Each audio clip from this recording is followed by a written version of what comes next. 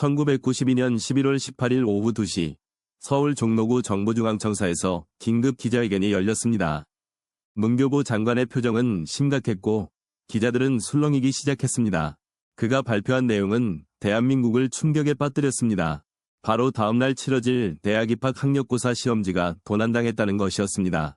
전국 80만 수험생과 그 가족들은 패닉 상태에 빠졌습니다.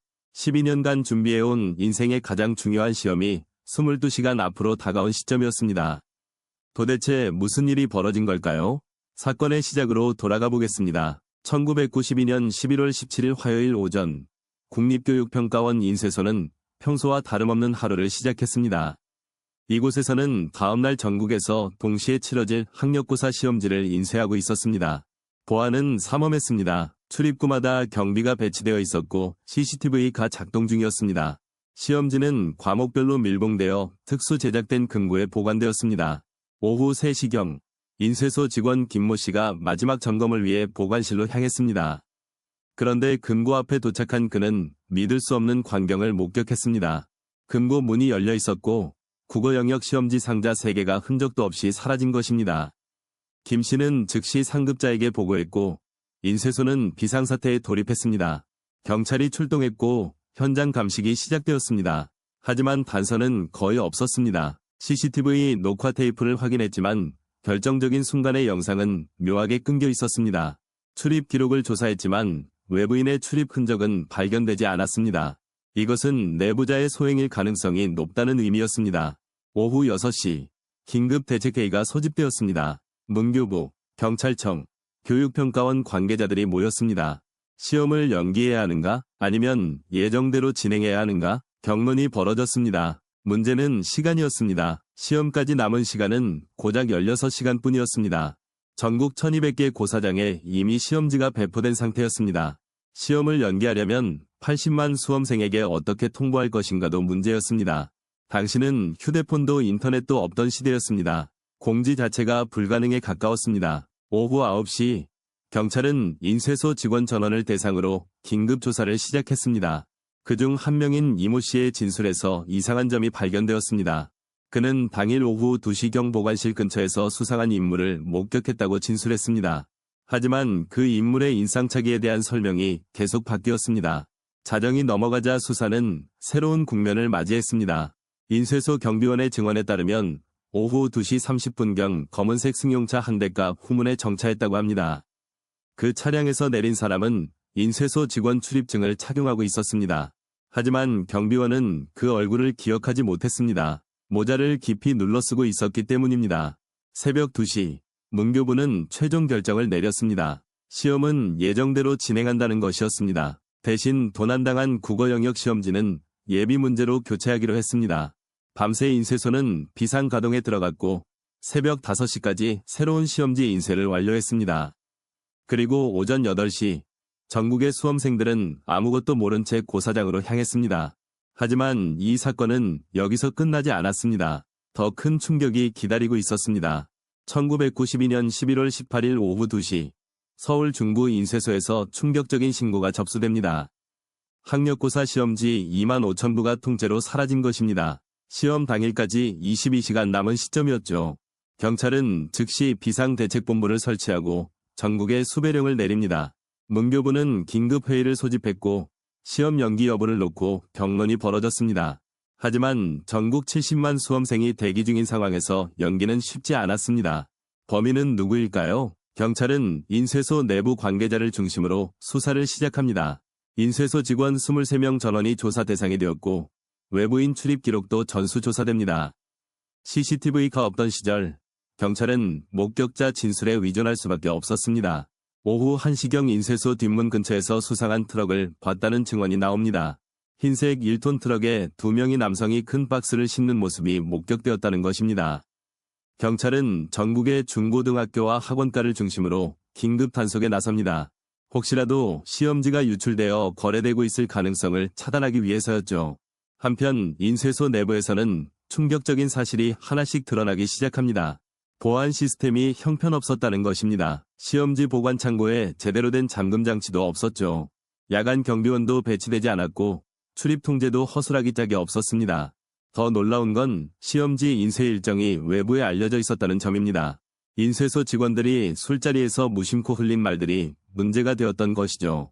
오후 6시, 경찰은 중요한 단서를 하나 확보합니다. 인쇄소 근처 주유소의 영수증이었습니다. 사건 당일 오후 1시 20분경 흰색 트럭이 주유를 하고 간 기록이 남아있었던 겁니다. 차량 번호 일부가 적힌 영수증을 토대로 추적이 시작됩니다. 밤 10시, 경기도 일대의 모든 검문소에 차량 검색 지시가 내려집니다. 시험까지 이제 12시간밖에 남지 않은 상황. 긴박감은 최고조에 달합니다. 자정이 넘어서자 문교부는 최악의 시나리오를 준비하기 시작합니다. 시험지를 다시 인쇄할 경우 최소 8시간이 필요하다는 보고가 올라옵니다. 하지만 문제는 원본 시험지마저 도난당했다는 점입니다. 백업 파일도 없었죠. 출제위원들을 긴급 소집해 새로운 문제를 만들어야 하는 상황까지 검토됩니다. 새벽 2시, 수사본부에 제보 전화 한 통이 걸려옵니다. 경기도 어느 창고에서 수상한 움직임을 봤다는 내용입니다. 경찰 특공대가 즉시 출동합니다. 시험까지 이제 6시간, 마지막 기회일지도 모릅니다. 창고 주변을 포위한 경찰은 조심스럽게 내부로 진입합니다. 그리고 그곳에서 경찰이 발견한 것은 과연 무엇이었을까요? 새벽 3시 30분, 수사본부는 긴급 기자회견을 소집합니다. 전국의 언론이 집중하는 가운데 경찰청장이 단상에 오릅니다. 그의 손에는 중요한 발표문이 들려 있었습니다. 70만 수험생의 운명이 걸린 순간입니다. 과연 시험지는 무사히 회수되었을까요? 범인의 정체는 밝혀졌을까요? 다음 편에서 이 충격적인 사건의 전말이 공개됩니다. 경찰은 전국에 비상이 걸렸습니다. 시험지 도난범을 찾기 위한 대대적인 수사가 시작되었죠. 하지만 범인의 흔적은 어디에도 없었습니다. 마치 유령처럼 사라진 것 같았죠. 수사팀은 인쇄소 내부 관계자를 중심으로 수사를 진행했습니다. 내부자 소행일 가능성이 높았거든요. 인쇄소 직원들은 모두 조사를 받았습니다. 하지만 모두 알리바이가 확실했죠. 그런데 수사 과정에서 이상한 점이 발견되었습니다. 경비 기록에 빈틈이 있었던 거예요. 사건 당일 밤, 특정 시간대에 순찰 기록이 누락되어 있었습니다. 이건 우연이 아니었죠. 경찰은 당직 경비원을 집중적으로 조사하기 시작했습니다. 뭔가 숨기는 게 있어 보였거든요. 한편 교육부는 긴급 회의를 소집했습니다. 시험을 연기할 것인가, 강행할 것인가를 놓고 격론이 벌어졌죠. 시험을 연기하면 전국의 수험생들이 혼란에 빠질 것이 분명했습니다. 하지만 공정성은 어떻게 보장하죠? 결국 교육부는 중대한 결정을 내렸습니다. 시험지를 전면 재인쇄하기로 한 거예요. 하지만 시간이 문제였습니다. 시험까지 남은 시간은 고작 20시간도 채 되지 않았거든요. 전국의 인쇄소가 총동원되었습니다. 밤을 새워서라도 새 시험지를 만들어야 했죠. 인쇄소 직원들은 잠도 자지 않고 일했습니다. 대한민국의 미래가 걸린 일이었으니까요. 그 사이 경찰 수사는 급진전을 보이기 시작했습니다. 결정적인 단서가 발견된 거예요. 인쇄소 근처 편의점의 방범 카메라에 수상한 인물이 포착되었습니다. 큰 가방을 든 남성이었죠. 화질은 좋지 않았지만 체격과 걸음걸이를 분석할 수 있었습니다. 수사팀은 이 영상을 집중 분석했죠. 그리고 마침내 용의자가 특정되었습니다. 인쇄소에서 일했던 전직 직원이었어요. 그는 석 달 전 해고당한 후 복수를 계획해왔던 것으로 드러났습니다. 치밀한 범행이었죠. 경찰은 즉시 그의 집으로 향했습니다. 하지만 집은 텅 비어 있었어요. 이미 도주한 뒤였죠. 전국에 수배령이 내려졌습니다. 모든 경찰이 그를 찾기 위해 움직였죠. 시간은 계속 흘러갔습니다. 시험 시작까지 이제 10시간도 남지 않았어요. 새로 인쇄된 시험지는 삼엄한 경비 속에 전국으로 배송되기 시작했습니다. 이번엔 실수가 없어야 했죠. 헬리콥터와 경찰 호송차가 동원되었습니다. 마치 국가 기밀 문서를 운반하는 것 같았어요. 그런데 바로 그때 경찰의 제보 전화가 걸려왔습니다. 용의자를 목격했다는 신고였죠. 장소는 서울역 근처 여관이었습니다. 경찰 특공대가 즉시 출동했어요. 여관을 포위한 경찰은 신중하게 접근했습니다. 범인이 시험지를 파기할 수도 있었거든요. 문을 박차고 들어간 순간 범인은 체포되었습니다. 그리고 그의 가방 안에는 도난당한 시험지가 그대로 들어있었습니다. 단 한 장도 유출되지 않은 상태였죠. 범인은 시험지를 팔 생각이었지만 접촉할 방법을 찾지 못했던 겁니다. 다행이었죠. 새벽 5시, 모든 시험지 배송이 완료되었습니다. 시험은 예정대로 진행될 수 있었어요. 전국의 고사장에서는 긴장 속에 시험 준비가 진행되었습니다. 아무도 이 사건을 몰랐죠. 오전 8시 종이 울렸습니다. 50만 명의 수험생이 시험을 시작했어요.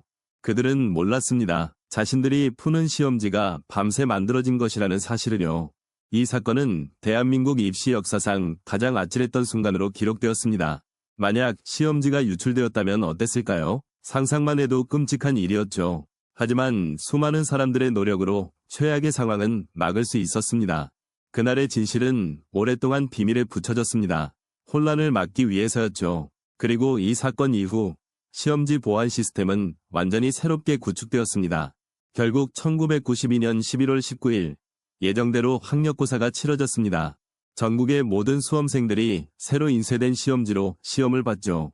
하지만 이 사건의 여파는 그날로 끝나지 않았습니다. 교육부는 즉각 전국 시험 관리 시스템 전면 재검토에 들어갔어요. 시험지 보관 장소의 보안 등급이 최고 수준으로 상향 조정됐습니다. CCTV 설치가 의무화되고 2중 3중 잠금 장치가 도입됐죠. 시험지 운송 과정에도 경찰 호송이 필수로 지정되었습니다. 이 사건은 대한민국 시험 보안 역사의 분기점이 되었어요. 범인 검거는 사건 발생 3주 후에 이루어졌습니다. 놀랍게도 범인은 학원 강사가 아닌 일반 직장인이었죠. 그는 학원가에 시험지를 팔아 큰돈을 벌려고 했다고 진술했습니다. 하지만 시험 연기로 계획이 무산되자 시험지를 소각했다고 밝혔어요. 법원은 그에게 징역 3년의 실형을 선고했습니다. 교육제도를 흔든 중대 범죄로 판단한 것이죠. 이 사건 이후 수능 시험 체제로의 전환이 더욱 가속화됐습니다. 1994년부터 시작된 수능은 더욱 철저한 보안 시스템을 갖췄어요. 시험지 제작 과정부터 완전히 비밀리에 진행되기 시작했죠. 출제위원들은 한 달 이상 외부와 완전히 격리됩니다.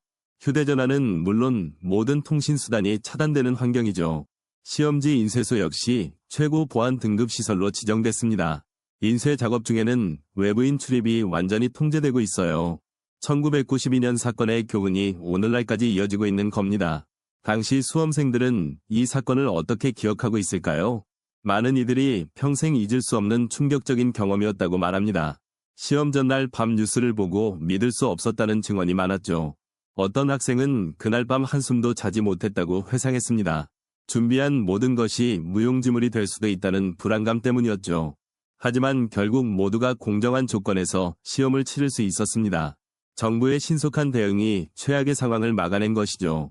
이 사건은 우리 사회에 중요한 질문을 던졌습니다. 과연 완벽한 보안 시스템이란 존재할 수 있는 걸까요? 30년이 지난 지금도 매년 수능 때마다 최고 수준의 경계가 이어집니다. 1992년 그날의 교훈을 우리는 결코 잊지 않고 있습니다. 시험 22시간 전에 벌어진 전대미문의 사건, 그 이야기였습니다.